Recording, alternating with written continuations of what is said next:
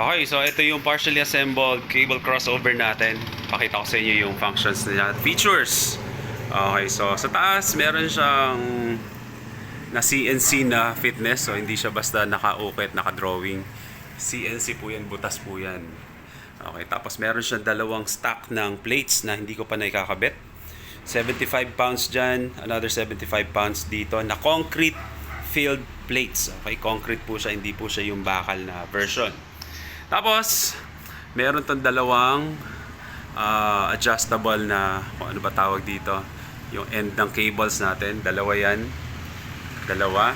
Tapos, kita mo kung anong height ka nakalagay, so hindi ka na manghuhula. Tapos, andito sa kabila yung adjustment niya. Yung lock at saka yung adjustable pin natin. Dalawa. Yan. Tapos may kasama rin siyang J-hooks na adjustable. Pwede nyo siyang ipalit-palit kung saang level nyo gusto. Kung height na pang squats, pang chest exercises. Dalawa yung J-hooks. Tapos meron tayong dip bars. Pwede nyo rin ito itaas para kung gusto niyo ng ibang variation ng pulls. Pero meron naman na ditong monkey bars sa taas. Kaya kahit nandi na siguro pang dip bars na lang to. Tapos meron tayong safety catch dito. Dalawa yan na natatanggal din. Kapal po yung bakal niyan. Ayan, ayan. Ayan ang bakal niya. Kapal. Hindi na siguro basta-basta masisira yan. Kahit na daganan nyo yan ng aksidenteng nagamit ninyo yung catch. Tapos meron siyang tapakan dito. Kung gusto nyo mag-rowing, bababa nyo lang itong pulley na to hanggang dun sa number 1 or 2 or 3. Tapos dyan kayo nakatapak. Tapos ang isa sa maganda pa dito, meron siyang kasamang assembly na pang landmine. Ayan.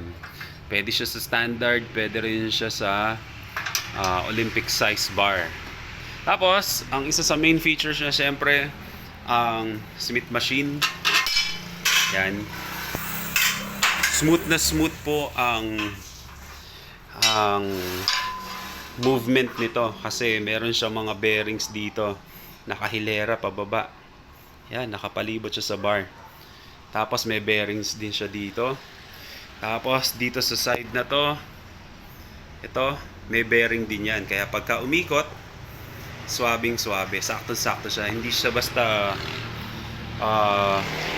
bakal, tapos tubo, yun na yun. So talaga naka-design siya dyan. May mga bearings yan sa loob. Smooth na smooth yan. Tapos, meron din tayo ditong adjustable height para dito sa adjustable safety catch naman. Para dito sa ating Smith machine. Kung sakaling nabagsak ninyo, hindi nyo naikawit.